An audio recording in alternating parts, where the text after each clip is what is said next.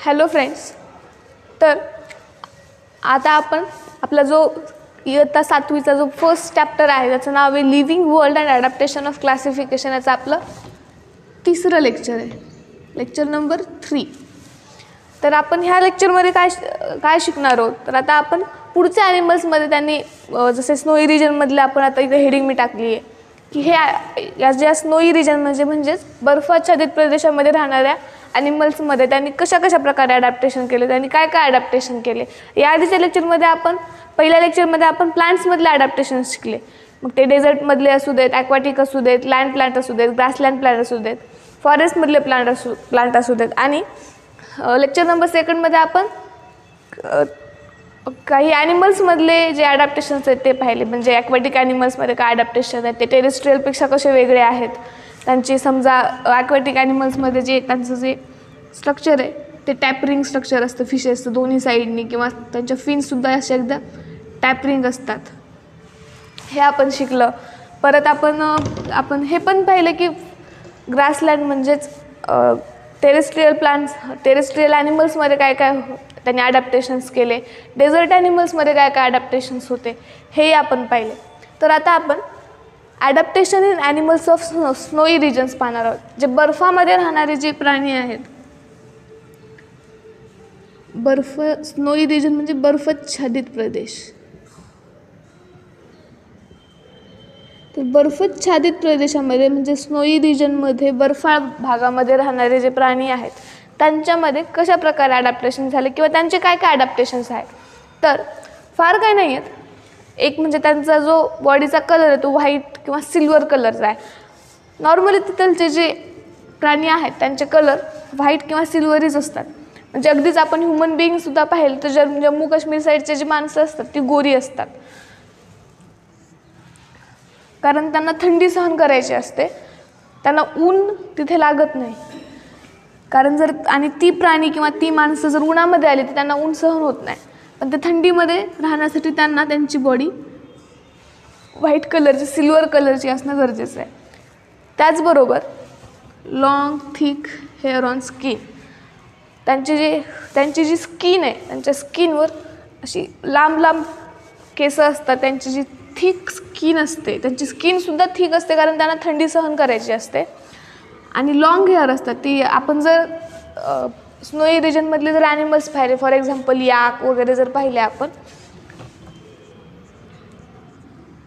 तर त्यांच्या एकदम केसाळ असतात ते प्राणी, कारण त्यांची जी केसं असतात ती त्यांच्यासाठी स्वेटरसारखं काम करतात. जसं आपण थंडीमध्ये गेलो, आपण जम्मू काश्मीर वगैरेला जर गेलो तर आपल्याला थंडी सहन होत नाही, म्हणून आपण काय करतो, स्वेटर घालतो. फक्त एवढंच की आपण आर्टिफिशियली वरून स्वेटर घालतो आणि त्यांना स्वेटरसारखीच स्किन आहे, अगदी मऊ थिक केसं असतात त्यांची आणि जाड स्किन असतं, त्याच्यामुळे त्यांना थंडी सहन होते किंवा ते थंडीमध्ये जगू शकतात. हे सगळे ॲडॅप्टेशन्स झाले स्नोई रिजनमधल्या ॲनिमल्सचे. तर आता आपण पुढील ॲडॅप्टेशन्स पाहूया. तर फ्रेंड्स, आता आपण जे एरियल ॲनिमल्स आहेत त्या एरियल ॲनिमल्समधले ॲडॅप्टेशन्स पाहूया. जे हवेमध्ये राहणारे प्राणी आहेत, हवेतले जे ॲनिमल्स हवेमध्ये राहणारे असतात त्यांना आपण एरियल ॲनिमल्स म्हणतो. आता हवेमध्ये कोण राहतात, तर ऑब्व्हियसली सगळे पक्षी राहतात. कोण राहतात, पक्षी. म्हणजेच कोण, इंग्लिशमध्ये आपण त्यांना काय म्हणतो, बर्ड्स. ऑब्व्हियसली जे हवेत राहतात ते पक्षी असतात किंवा आपण त्यांना बर्ड्स म्हणतो. मग त्यांनी हवेमध्ये राहण्यासाठी त्यांच्यामध्ये काय बदल केले किंवा कशा प्रकारे बदल केले हे आपण आता पाहूया. तर पहिला बदल हा की स्पिंडल शेप्ड बॉडी. म्हणजेच जसं की आपण ॲक्वॅटिक ॲनिमल्समध्ये पाहिलं, जे मासे असतात त्यांचे दोन्ही जे एंड्स आहेत ते टॅपरिंग असतात. तसंच स्पिंडल शेप्ड बॉडी म्हणजे पक्षीसुद्धा दोन्ही साईडनं त्यांचा टॅपरिंग एंड असतो. अगदी टोकं असतात दोन्ही साईडने पक्ष्याच्या शरीराचे, की जेणेकरून ते हवेमध्ये त्यांना इझिली उडता येईल. ते हवेला चिरू शकतात कारण त्यांची स्पिंडल शेप्ड बॉडी, की जेणेकरून त्यांना हवेमध्ये उडायला त्रास नाही होणार, हवेच्या प्रवाहामध्ये त्यांना उडायला त्रास नाही होणार. परत हॉलो बोन्स म्हणजे काय, त्यांचे जे बोन्स आहेत ते हॉलो आहेत, म्हणजे पोकळ आहेत. आता समजा आपण बांबू पाहिला तर बांबू कसा असतो, आतून पोकळ असतो. तसंच ह्यांची जी हाडं असतात किंवा ह्यांची जी बोन्स असतात ह्या एरियल ॲनिमल्सची ती पोकळ असतात की त्यांच्यामुळे त्यांचं जे वेट आहे ते कमी होतं, त्यामुळे ते लाईट वेट असतात. कारण जर वजन कमी असेल तरच हवेमध्ये उडायला सोपं जाईल ना.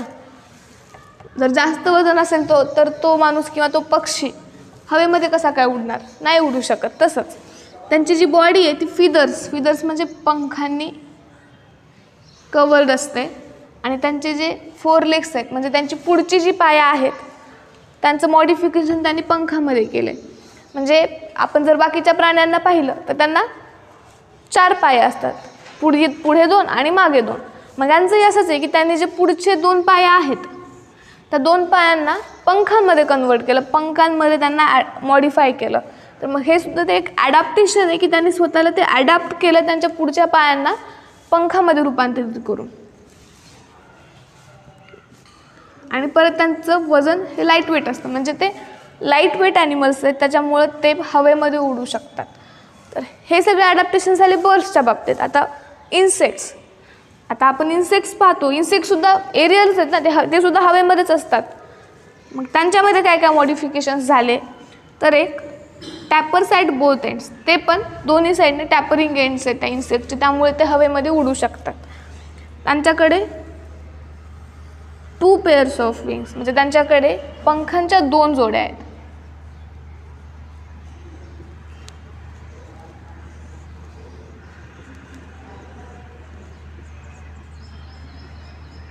त्यांच्याकडे पंखांच्या 2 जोड्या आहेत आणि त्यांच्याकडे आणि ते जमिनीवर चालू पण शकतात, त्याच्यामुळे त्यांच्याकडे 6 पाय आहेत. किती? 6 पाय. तर हे जे काही मॉडिफिकेशन्स आहेत ते झाले इन्सेक्टच्या बाबतीत. आणि बॅट्स म्हणजे काय? वटवाघूळ. मराठीमध्ये आपण त्यांना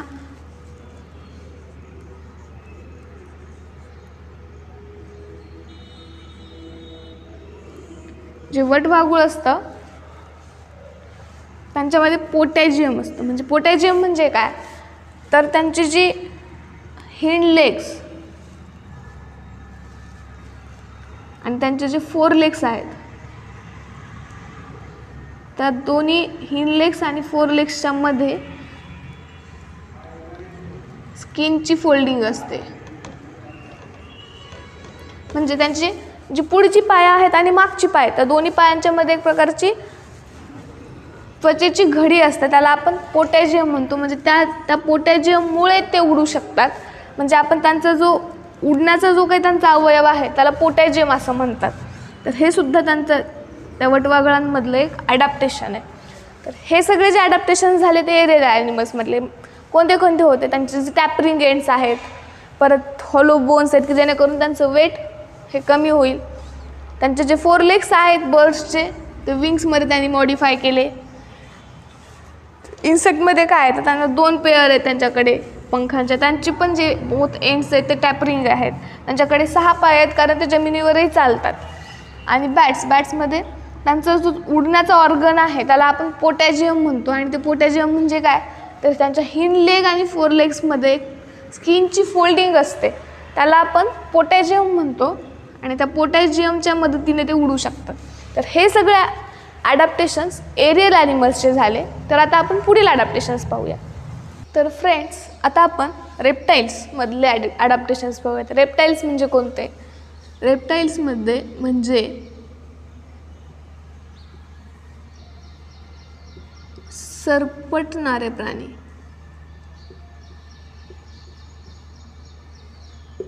रेप्टाईल्स म्हणजे काय? सरपटणारे प्राणी. जे प्राणी सरपटत असतात त्यांना आपण रेप्टाईल्स म्हणतो. मग आता ह्या सरपटणाऱ्या प्राण्यांमध्ये काय काय ॲडॅप्टेशन्स आहेत, त्यांनी काय काय ॲडॅप्टेशन्स केले हे आता आपण पाहूया. तर सगळ्यात पहिले की त्यांनी त्यांचे जे मसल्स आहेत ते क्रीपिंगसाठी यूज करतात. क्रीपिंग म्हणजे काय? क्रीपिंग म्हणजे चढणे किंवा मग आपण भिंतीवर चढणे वगैरे आपण त्याला म्हणू शकतो क्रीपिंगला. म्हणजे जर समजा आपण हाऊस लिझार्ड फॉर एक्झाम्पल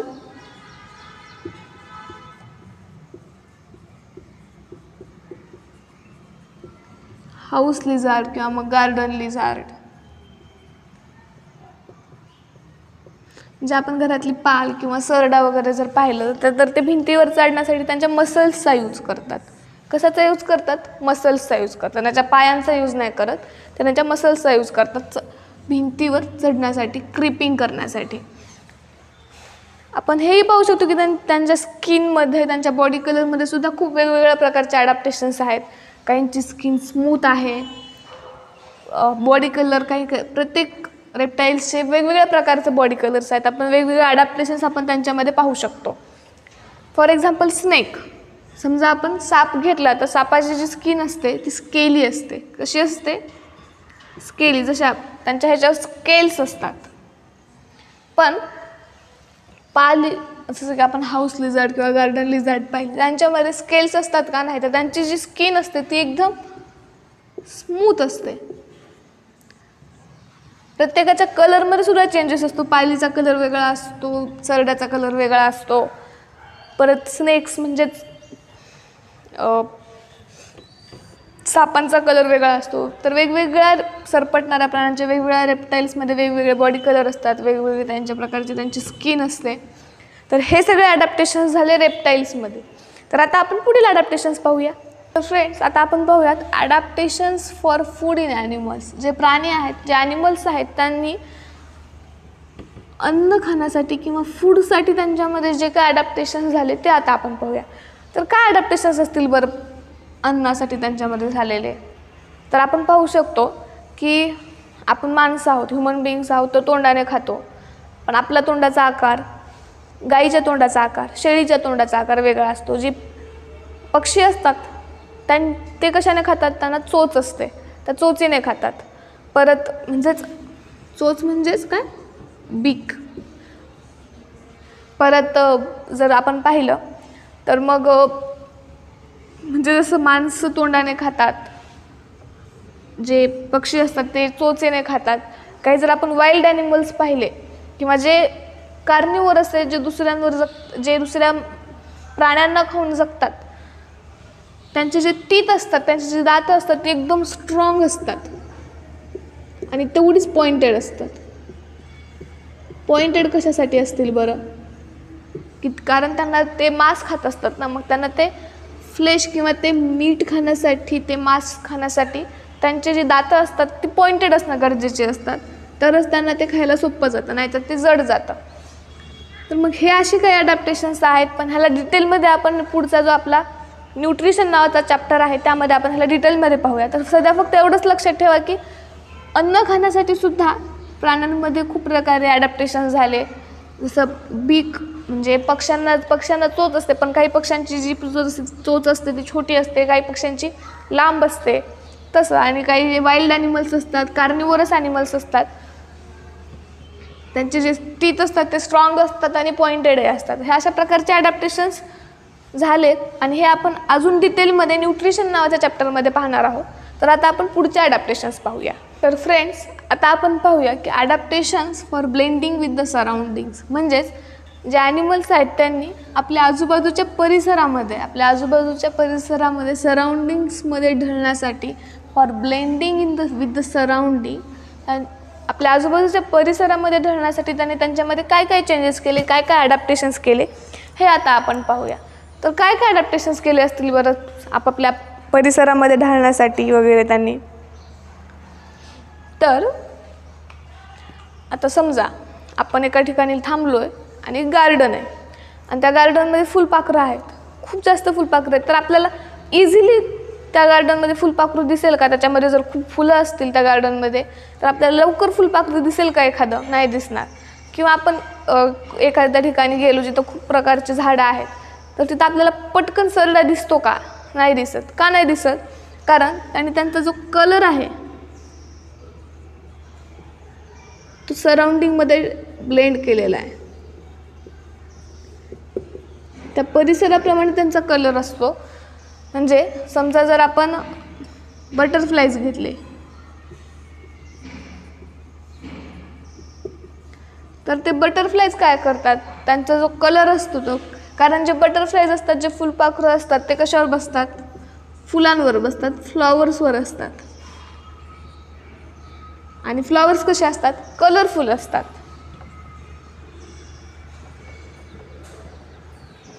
अगदी रंगीबेरंगी फुलं असतात आणि मग त्या रंगीबेरंगी फुलांमध्ये हे जे बटरफ्लाईज असतात मग ते सुद्धा कसे असतात, कलरफुल असतात.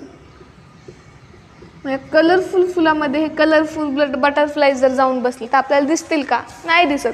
आणि मग त्यांनी हे बदल का बरं केले असतील, कशासाठी केले असतील, म्हणजे एवढी काय गरज ना की आपण फ्लॉवर्स किंवा फ्लॉवर्स कलरफुल आहेत म्हणून आपण हे कलरफुल व्हावं, किंवा मग सरडा आपण म्हणतो की रंग बदलता की जिथे जाईल तसा त्याचा रंग होतो. काय गरज असेल बरं त्यांना असे रंग बदलण्याची, किंवा मग अशा प्रकारे त्यांना स्वतःला सराउंडिंग्समध्ये ब्लेंड करण्याची. कारण त्यांना त्यांच्या एनिमीजपासून प्रोटेक्ट करण्यासाठी, त्यांची जी शत्रू असतात त्या शत्रूंपासून प्रोटेक्शन मिळावं, त्या शत्रूंपासून स्वतःला प्रोटेक्ट करण्यासाठी त्यांनी स्वतःमध्ये हे अशा प्रकारचे ॲडॅप्टेशन्स करून घेतले. तर हे सगळे ॲडॅप्टेशन्स झाले सराउंडिंग्समध्ये ब्लेंड होण्यासाठी. तर आता आपण या पुढचे पॉईंट्स पाहूया. तर फ्रेंड्स, आपला जो नेक्स्ट पॉईंट आहे तो आहे डार्विन्स थेरी ऑफ इव्हॉल्युशन. तर डार्विन नावाचा एक सायंटिस्ट होता. तर डार्विन नावाचा एक बायोलॉजिस्ट होता, एक सायंटिस्ट होता.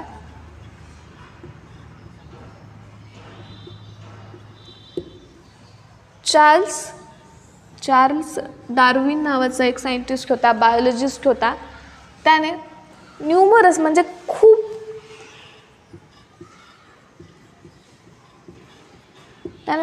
खूप प्लांट्स आणि ॲनिमल्सची स्टडी केली आणि त्यानंतर खूप प्लांट्स आणि ॲनिमल्सचा अभ्यास केल्यानंतर त्याने त्यांचे 2 प्रिन्सिपल्स, त्यांनी याची डार्विन्स थेरी ऑफ इव्हॉल्युशन त्याने प्रपोज केली, पुट फोर्थ केली, किंवा थेरी ऑफ इव्हॉल्युशन त्याने मांडली. तर त्या थेरी ऑफ इव्हॉल्युशनमध्ये 2 प्रिन्सिपल आहेत. कोणते 2 प्रिन्सिपल? तर त्या 2 प्रिन्सिपलला 2 नाव आहेत. पहिल्या प्रिन्सिपलचं नाव आहे theory of survival of fittest, आणि जे दुसरं प्रिन्सिपल आहे त्याचं नाव आहे थेरी ऑफ नॅचरल सिलेक्शन. म्हणजेच डार्विनच्या इव्हॉल्युशनच्या थेरीच्या 2 थेरीज आहेत. इव्हॉल्युशनच्या 2 थेरीज डार्विननं मांडल्या, ती म्हणजे theory of survival of fittest आणि थेरी ऑफ नॅचरल सिलेक्शन. तर आता ह्या थेरीज काय आहेत हे आपण समजून घेऊया. तर थेरी ऑफ सर्वायवल ऑफ फिटेस्टमध्ये काय आहे की plants and animals are likely to survive which can best adapt themselves to a changing environment. म्हणजे प्लांट्स आणि ॲनिमल्स स्वतःला जगण्यासाठी जेवढ्या चांगल्या प्रकारे ॲडॅप्ट करतील, ते चेंज करण्याचा प्रयत्न करतील स्वतःमध्ये, बदलत्या इन्व्हायरमेंटमध्ये, बदलत्या वातावरणानुसार स्वतःमध्ये जी प्लांट्स आणि ॲनिमल्स चांगल्या प्रकारे बदल घडवून आणतील, स्वतःला चांगल्या प्रकारे ॲडॅप्ट करू शकतील, तेच ह्या पृथ्वी तलावर किंवा तेच ह्या जगामध्ये सर्वाईव्ह म्हणजे टिकू शकतील, जिवंत राहू शकतील, जगू शकतील. तर आणि मग ह्याच प्रिन्सिपलला theory of survival of fittest म्हणतात. म्हणजे जगण्यासाठी प्लांट्स आणि ॲनिमल्स बदलत्या इन्व्हायरमेंटनुसार, बदलत्या वातावरणानुसार स्वतःमध्ये चांगल्या प्रकारचे ॲडॅप्टेशन करून घेतील, स्वतःमध्ये एक चांगला बदल तयार करू शकतील, जे स्वतःला बदलू शकतील, बदलण्याची तयारी दाखवतील, तेच या जगामध्ये जगू शकतात चांगल्या प्रकारे. म्हणजेच आपण म्हणतो की बदल ही काळाची गरज आहे. म्हणजे जर आपण बदलू शकलो, आपण स्वतःमध्ये बदल करू शकलो, तरच आपण या काळामध्ये, या जगामध्ये टिकू शकतो. हेच चार्ल्स डार्विनचा पहिल्या थेरीमध्ये त्यानं सांगितलं आहे. काय? Theory of survival of fittest. आणि जी दुसरी थेरी आहे त्या थेरीचं नाव आहे theory of natural selection.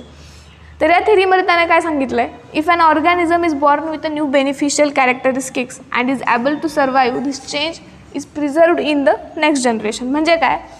If an organism is born with a new beneficial characteristics. समजा एखादा प्राणी किंवा एखादा ऑर्गॅनिझम नवीन काहीतरी कॅरेक्टर्स घेऊन जन्माला आला, नवीन काहीतरी चांगले बदल त्यांच्यामध्ये, नवीन वैशिष्ट्ये, चांगली बेनिफिशियल म्हणजे फायद्याची किंवा चांगले वैशिष्ट्य घेऊन जर ते ऑर्गॅनिझम जन्माला आला आणि तो जर सर्वाईव्ह करू शकला या जगामध्ये, या पृथ्वी तलावर जर तो राहू शकला, सर्वाईव्ह करू शकला, जगू शकला, तर ते जे काही नवीन बेनिफिशियल कॅरेक्टरिस्टिक्स आहेत ते तसेच तो चेंज जो आहे तो पुढच्या पिढीमध्ये जातो. This change is preserved in the next generation. म्हणजे समजा एखादा चांगला बदल घेऊन जर एखादं ऑर्गॅनिझम जर जन्माला आलं तर त्याचा तो चांगला बदल आणि त्या चांगल्या बदलासोबत जर तो जगू शकला, तो सर्वाईव्ह करू शकला, तर तो बदल त्यांच्या पुढच्या जनरेशनमध्ये सुद्धा तसाला तसा जाईल. This change is preserved in the next generation.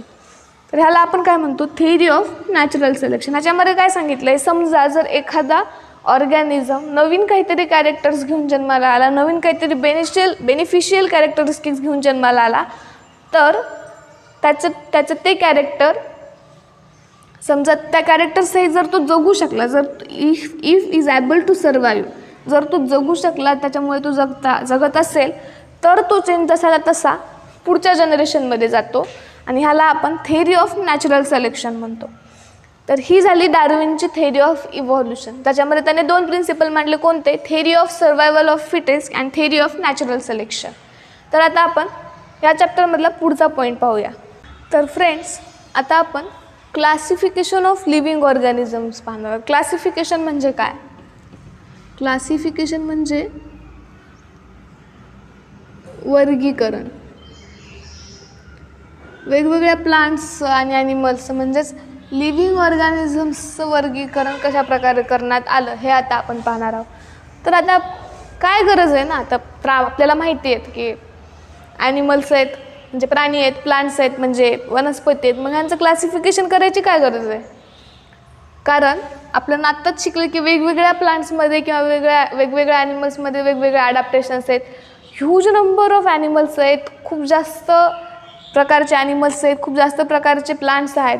आणि मग ह्यांना ओळखायला आपल्याला थोडंसं किंवा ह्यांच्याबद्दल अभ्यास करायला आपल्याला थोडंसं अवघड जाईल जर आपण त्यांचं क्लासिफिकेशन नाही केलं, त्यांचं वर्गीकरण नाही केलं, तर आपल्याला त्यांचा अभ्यास करणं थोडंसं अवघड जाईल. म्हणून आपण त्यांचं क्लासिफिकेशन करतो. मग त्या क्लासिफिकेशनमध्ये हायरार्की असते, म्हणजे वर्गीकरणाचा एक प्रकारचा क्रम आहे. तर तो क्रम कसा, म्हणजे kingdom, phylum, class, order, family, genus आणि स्पीसीज. तर हे म्हणजे असं की समजा आपला देश, आपण जर या पृथ्वीवर राहतो, मग या पृथ्वीवर आपण कुठे राहतो, तर आपण आशिया खंडात राहतो. आशिया खंडामध्ये कुठे राहतो, तर आपण भारतात राहतो. भारतात कुठे राहतो, तर आपण महाराष्ट्रामध्ये राहतो. महाराष्ट्रात कुठे राहतो, तर आपली पर्टिक्युलर सिटी, तर त्या सिटीमध्ये कुठे राहतो, तर आपला एक पर्टिक्युलर एरिया, आणि त्या एरियामध्ये कुठे राहतो, तर आपली पर्टिक्युलर सोसायटी किंवा आपला पर्टिक्युलर फ्लॅट किंवा आपला बंगलो. तर हे असते हायरार्की. तसंच हे प्लांट्स कोणत्या प्लांट्स कुठले आहेत, तर ह्या किंगडममधले आहेत. मग त्या किंगडममध्ये कोणत्या फायलममध्ये आहेत, तर ह्या फायलममध्ये आहेत. त्यांचा क्लास कोणता, मग ह्या क्लासमध्ये आहेत, तर मग ते त्या क्लासमध्ये कुठल्या ऑर्डरमध्ये असतात, तर ह्या ऑर्डरमध्ये असतात, ह्या फॅमिलीमध्ये असतात, ह्या जीनसमध्ये आणि ह्या स्पीसीजमध्ये. म्हणजेच हायरार्की जी आहे ती प्लांट्ससाठी आणि ॲनिमल्ससाठी अशा प्रकारे असते. कोणती? Kingdom, phylum, class, order, family, genus आणि स्पीसीज. मग आता आपण इथं मँगो आणि ह्युमन बिईंग्स ह्यांचं एक हायरार्की किंवा ह्यांचं एक क्लासिफिकेशन आपण पाहून घेऊया. तर हे जे मँगो आहेत त्यांचं किंगडम कोणतं आहे, तर किंगडम प्लांट आहे. आणि जे ह्युमन बिईंग्स आहेत त्यांचं किंगडम कोणतं आहे, तर किंगडम ॲनिमेलिया. आणि मग आणि मग त्यांचा फायलम कोणता, तर मँगोचा फायलम अँथोफायला आणि ह्युमनचा फायलम कॉर्डेटा किंवा कॉर्डेटा. परत त्यांचा जो क्लास आहे हे डायकॉटिलिडोनी असतात आणि हे मॅमेलिया असतात किंवा मेमेलियाज. आणि ह्यांची ऑर्डर आहे सॅपिंडेल्स आणि प्रायमेट्स. फॅमिली आहे ॲनाकार्डिएसी आणि होमिनिडी. जीनस आहे मँजिफेरा आणि ह्युमन बिईंग्सची जी जीनस आहे ती आहे होमो. आणि मँगोची स्पीसीज काय आहे, तर इंडिका. आणि ह्युमन बिईंग्सची जी स्पीसीज आहे ती आहे सॅपियन्स. म्हणजे जर आपल्याला मँगोचं सायंटिफिक नेम सांगायचं असेल तर आपण मँजिफेरा इंडिका, मँजिफेरा इंडिका असं म्हणतो. आणि जर ह्युमन बिईंग्सचं सायंटिफिक नेम आपण काय आहे, होमोसॅपियन्स.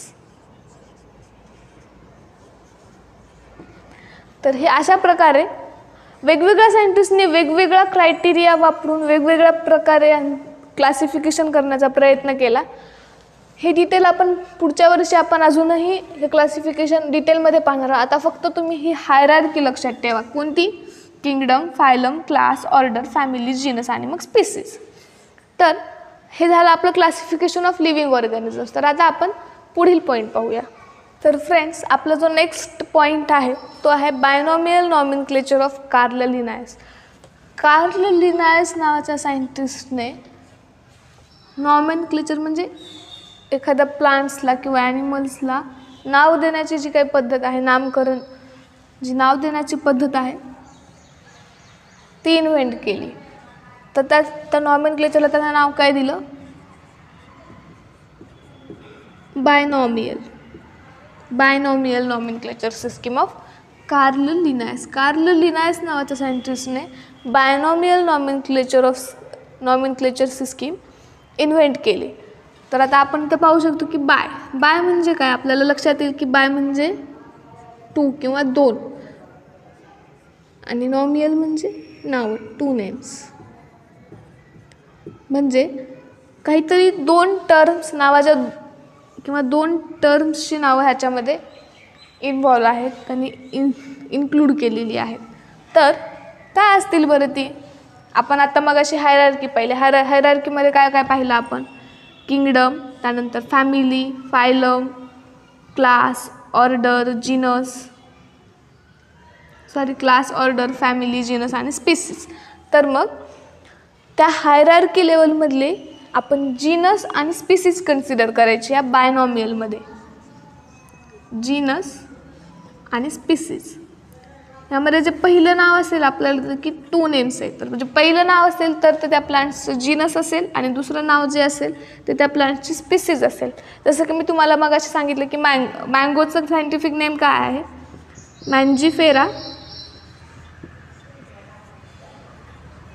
इंडिका. आणि आपण मगाशी हायरार्की पाहिली, त्याच्यामध्ये त्यांचं जे जीनस होतं ते मँजिफेरा होता आणि त्यांची जी स्पीसीज होती ती इंडिका नावाची होती. मग ह्या बायनॉमियल सिस्टीममध्ये 2 टर्म्स असतात, एक म्हणजे जीनस आणि दुसरी म्हणजे स्पीसीज. जसे की आपली पण नावं असतात, आपल्या नावामध्ये सुद्धा 2 किंवा मग 3 टर्म्स आहेत असं आपण म्हणू शकतो. म्हणजे जसं की फर्स्ट नेम, मिडल नेम आणि लास्ट नेम. अगदी तसंच इथं जीनस आणि स्पीसीज म्हणजे फर्स्ट नेम आणि लास्ट नेम असं आपण कन्सिडर करू शकतो. म्हणजे मग तसंच जे काऊ म्हणजे गाईचं जे सायंटिफिक नेम आहे ते बॉस टॉरस आहे. मग ही झाली त्याची जीनस आणि ही झाली त्यांची स्पीसीज. हिबिस्कस म्हणजे काय? जास्वंदाच्या फुलाचं जे सायंटिफिक नाव आहे ते आहे हिबिस्कस रोजा सायनेसिस. मग हिबिस्कस रोजा हे झालं जीनस आणि हिबिस्कस झाली जीनस आणि रोजा सायनेसिस झाली त्यांची स्पीसीज. तर अशा प्रकारे binomial system of nomenclature Carl Linnaeus नावाच्या सायंटिस्टने इन्व्हेंट केली. तर हा आपल्या चॅप्टरचा शेवटचा पॉईंट होता आणि आता इथे आपला चॅप्टर संपतो. तर आता आपण पुढचं चॅप्टर पुढच्या व्हिडिओमध्ये पाहूया.